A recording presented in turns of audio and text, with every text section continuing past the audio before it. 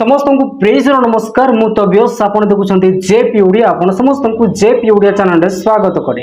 प्रिय माने चैनल को जदि प्रथम थर पय आसी अछंती हम चैनल को सब्सक्राइब करी बेल आइकन प्रेस करंतु जहा द्वारा आगामी प्रत्येक दिन रो वीडियो आपन माने पाई परिबे। आपन ए वीडियो को शेष पर्यंत देखंतु एवं आपन कर मतामत जणांतु। वास्तव में दिल्ली हाईकोर्ट जो निष्पत्ति ख्रिस्टियन आर्मी उपर नेला ताहा कोन ठीक कला कि आउ जो निष्पत्ति आम भारत देशर सैनिक सेना आर्मी चीफ जे कि मुख्य जी आम ख्रिस्टियन आर्मी उपर जो एक्शन नेले ताहा कोन ठीक थिला कि आपण माने ए वीडियो को संपूर्ण भाव में बुझिया पाई आपण माने शेष पर्यंत देखंतु। तबे आसंतु जानिबा मु विगत दिन ऑलरेडी अपडेट दे सारी अछि जे आम भारतीय ख्रिस्टियन सेना को कहीं बहिष्कार करागला जहां नाम थिला सामुएल कमलेश। आज मु आपनक सम्मुख रे पुनर्बार क्लारिफिकेशन करया पई चाहिबी। तो वास्तव में दिल्ली हाईकोर्ट तांको परे कोन एक्शन नै अछि पूजा रे जोग देवा पई निर्देश अवमानना करिथिबा ख्रिस्टियन सेना अधिकारी को पुनर्स्थापित करने को हाईकोर्ट मना करिसंती। रेजिमेंटाल पेरेड रो अंश स्वरूप आयोजित पूजा रे जोग देवा को मना करिबारु ख्रिस्टियन सेना अधिकारी सामुएल कमलेशन को बहिष्कार को दिल्ली हाईकोर्ट समर्थन करि अछंती। कोर्ट कहि अछंती जे से तांको उपरिस्थ अधिकारी निर्देश ठारू निज धर्म को ऊपर रखुथिले जहा अनुशासन हीनता परिलक्षित होइथिला।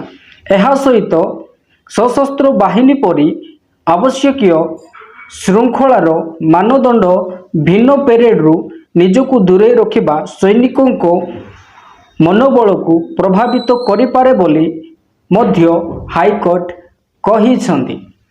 तेबे वास्तव घटना कोन मु आपन को कहया पई चाहिबी।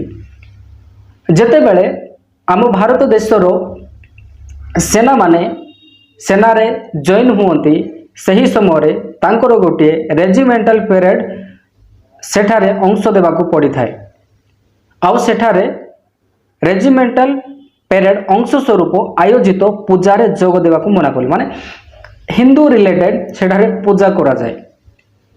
सही समय ख्रिस्टियन सेना कौन करुथिले सेठार को तो जाउथिले उपस्थित हेउथिले किंतु पूजा करूनथिले। अनेक लोक माने एही प्रकार मध्ये कहउछंती जे एही भारतीय ख्रिस्टियन सेना मंदिर को जाउथिले सेना मानक सहित से कहते मु तुम संगे अच्छी बट मु पूजा करि परिबे नाही।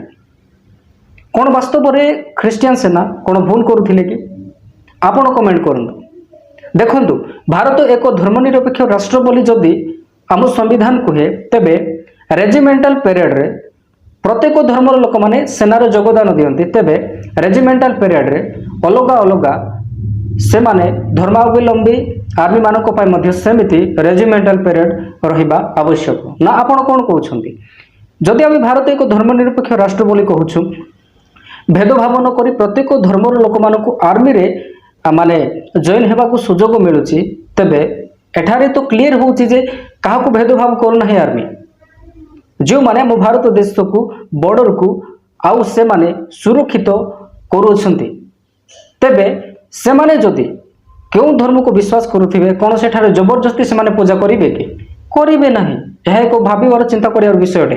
किंतु सही ख्रिस्टियन आर्मी को कौन कहा जाउथिला जे ये आमानकर कथा सुनु नाही अवहेला करूची आगामी दिन मानक मध्य जो आर्मी माने आसीबे ताहांको ऊपर एहा को प्रभाव पकाइबो एही प्रकार कथा कहले।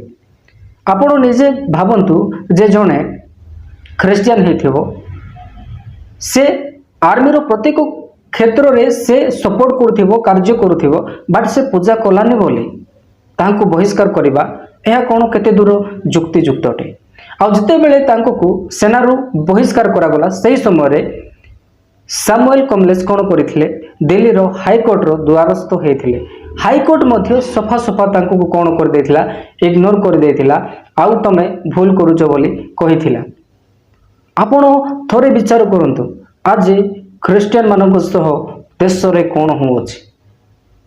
मोर प्रिय प्रभुंकर लोक माने एही विषय सुनिला परे मते दुख लागिला जेहेतु आम भारत देश जदि धर्मनिरपेक्ष राष्ट्र अटे सेठारे रेजिमेंटाल पेरेड रे प्रत्येक धर्मर लोक मानक पाई जे प्रकार हिंदू मानक पाई मंदिर अच्छी से प्रकार से माने जे प्रकार रेजिमेंटाल परेड से माने करते हिंदू रिलीजन अनुसार से प्रकार ख्रीस्टियन मानक भी रहा दरकार, मुस्लिम मानक रहा दरकार, सिख मानक रहा दरकार, कारण भारत देश में समस्त अच्छा। तो किंतु ख्रीस्टियन भाई सहित आर्मी सहित जहाँ है आपड़ निश्चिंत कमेंट लिखि जनइबे। आउ यही वीडियो को बहुत मात्रा रे शेयर करंतु, लोक मानक पाखक पहुंचू, आउ जहाँ द्वारा मीडिया रे लोक माने जानि पारिबे जे वास्तव में ख्रीस्टियन आर्मी सहित कौन है। तेबे आज वीडियो को बेसी लंबा न करी एतिक समाप्त करुछि। एई प्रकार हमर वीडियो देखिया पाए हमर चैनल को सब्सक्राइब करी बेल आइकन प्रेस करंतु। पुणी देखाइबा आगामी वीडियो रे आपण समस्त को प्रेस लो।